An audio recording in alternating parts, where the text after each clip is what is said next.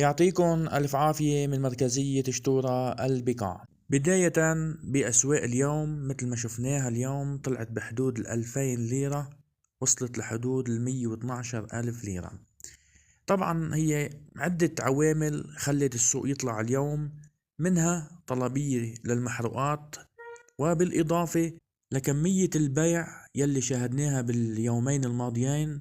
بالأخص كانت الناس ناطرة بيان من جمعية المصارف أو تدخل من مصرف لبنان أو إلى آخره. هيدا الشيء أدى لحركة بالسوق بشكل كبير وحالة بيع كبيرة على الجروبات، طبعا بانتظار كان على أساس تحرك من جمعية المصارف من مصرف لبنان، أو بانتظار خبر من اجتماع باريس بخصوص انتخاب رئيس الجمهورية وإلى آخره، أو أي حدث معين إيجابي بيأثر على السوق.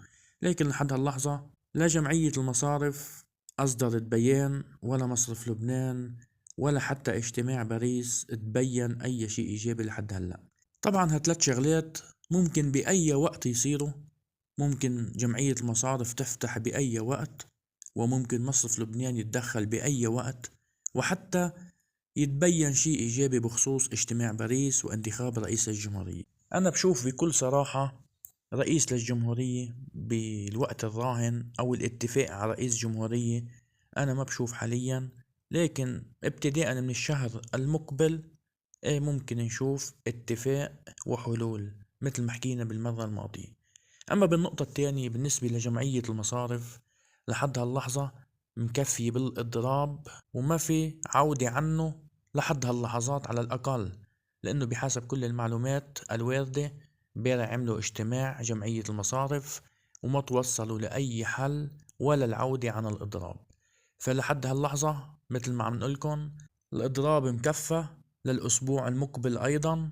أما بالنقطة الثالثة وهي تدخل مصرف لبنان، طالما المصارف بإضرابها، طالما البنوك مسكرة أبوابها، يعني لا قيمة لتدخل مصرف لبنان بالوقت الحالي. شو السبب؟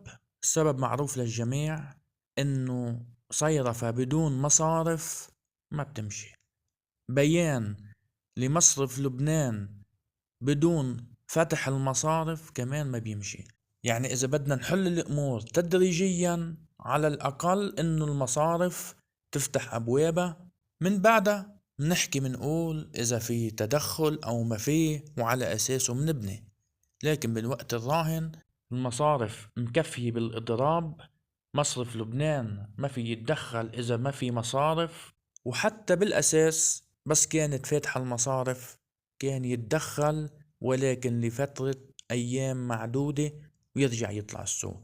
لهيك هلأ بالوقت الراهن بكل صراحة ما في شي بيبشر بالخير على الأقل من هلأ لنهاية الشهر. نقطة رابعة، نحن بعدنا مش بمراحل بيع، طالما الوضع السياسي منه واضح وبعده سلبي لحد هلأ، طالما الوضع الاقتصادي أيضا سلبي، بالأخص إضراب المصارف مكفى، وعن أي حلول بدنا نحكيها بالوقت الراهن منه مبين أي حلول قريبة. لهيك يا أخوان ما بدنا نستبق الأمور ونقول بعد شهر في حل، وبعد 20 يوم بعد في حل سياسي واقتصادي وغيره إلى آخره.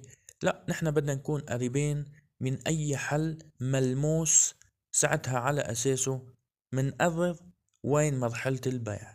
لكن أنا بكل صراحة بالوقت الحالي طالما الوضع السياسي والاقتصادي سلبي كليا، ماني شايف أي رقم للبيع بكل صراحة، على الأقل خلال هالفترة اللي نحن فيها حاليا. طبعا ما في فترة إلا ما بيمرق تريحات فيها، وهيدي حكيتها أنا امبارح بنصيحة يوم أمس.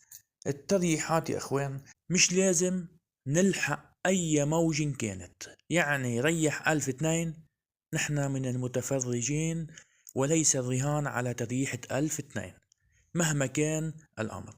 يعني بالأخص إذا بدنا نحكيها منطقيا، سوقنا امبارح وصل لحدود 9500، طبعا فوق 100,000.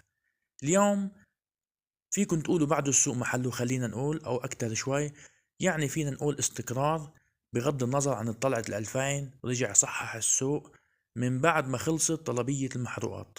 فبرجع بشدد أي موجة عرض ما حدا يلحقها، أو إذا حدا لحق وعم يشتغل يومي وعمل مربح 1000 2000 ليرة، هيدا شي تاني اللي عم يشتغل يومي.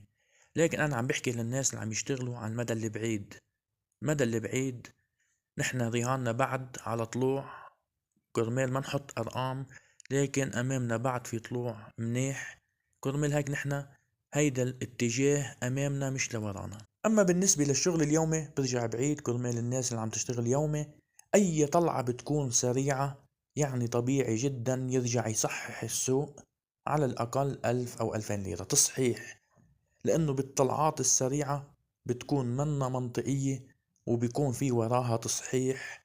أحيانا بتكون تصحيح 500 ليرة، أحيانا 1000 ليرة، وأحيانا 2000 ليرة.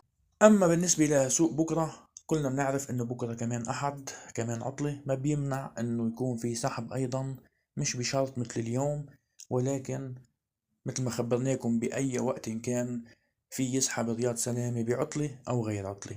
لهيك نحن من المتفرجين مهما حصل هالفترات لحين نشوف نضوج أي تسوية قادمة، وعلى أساسه منقرر. لكن بالوقت الراهن لا للبيع، مهما ريح السوق رهاننا والاتجاه طلوع مكفى لأرقام نحكي عنها قبل بيوم أو يومين، إن شاء الله بنحطكم بالجو. بس في نقطة بدي احكيها لبعض الناس اللي عم تسأل أنا بايع تحت وأنا لميت على 80 وأنا لميت على 90 وبايع 50 و60 و40 على أي رقم كان. أنا بدي أقول لهون الناس، لما نحن نصحنا بالشراء نصحنا لنواكب هالطلعات، كرمال ما نضلنا عم نتفرج. يعني فرصة ربح أمامك 20 30 ألف اللي هن تتركها أو بتفوت فيها. نحن على هيدا المبدأ نصحنا بالشراء على أرقام صيرفة وما فوق، كرمال الناس تستفيد، كرمال الطلعات اللي جاي نواكبها. لحد هلأ الحمد لله كل اللي سمع النصيحة المفروض يكون كسبان بعشرات الألف. أما للفترة المقبلة، يعني هلأ أنت لميت 80 لنقول وبعت 110 115 120 و30، وبعدين أكيد يا أخوان إنه السوق رح يشهد أكبر انهيار بسعر الصرف، ولكن مش هلأ، جاي وقته ومنحكيها بوقتها. لكن هلأ بالوقت الراهن ما في انهيار كبير، ما في تسوية قريبة جدا. لهيك أنا عم أقول على الأقل من هون لنهاية الشهر حافظ على دولاراتنا اللي اشتريناهم من تحت. انتو محميين على أرقام كتير منيحة. في فرق ما بين هلأ وما بين الشراء، يعني ما بين شرائكم للدولارات لأرقام هلأ في على الأقل 20 ألف ليرة. فانتو محميين، ما حدا يخاف. الأرقام اللي رح نشوفها لقدام أكبر من هلأ بكتير. مع العلم كلنا بنتأسف انه عم بيصير في بهالبلد هيك وباقتصاد البلد، لكن بدنا نحكي بكل صراحة وبدنا نقول للناس لوين رايحين كرمال يستفيدوا. فلهيك نحن مكفيين بمواكبة هيدا السوق.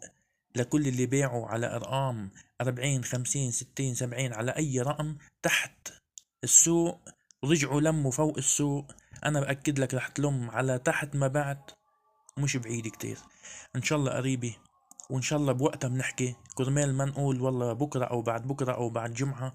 ولكن خلينا نكفي مواكبة هيدي الطلعات لآخر نفس، كرمال نحقق أكتر رقم مبيع ممكن، ومن ساعتها منقول نرجع في الليرة ومنشوف على أي أرقام. وأنا أكيد الكل رح يتفاجئ على أي أرقام رح نلم. وتذكروا كلامي، خليها لوقتها كرمال ما نتسرع بالكلام، وخلينا كل يوم بيومه.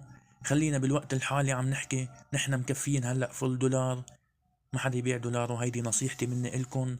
طبعا مجرد نصيحة، أنا ما بجبر أي شخص على أنه يحمل دولار أو ليرة، هي نصيحة وفيك تعمل فيها وفيك لا. ما بدي طول عليكم اليوم، هيدي نصيحتنا لليوم. حافظوا على دولاراتكم للأيام اللي جاية، لنكب على أرقام أعلى من اللي نحن فيها هلأ إن شاء الله. وما حدا يلحق، برجع بذكركم أي موجة عرض بتكون في جهة عم تلم وناس عم تبيع بكعب السوق. الناس اللي عم تعرض هي ذاتها أحيانا بتكون عم تشتري، ولكن من أشخاص تانيين. يعطيكم ألف عافية.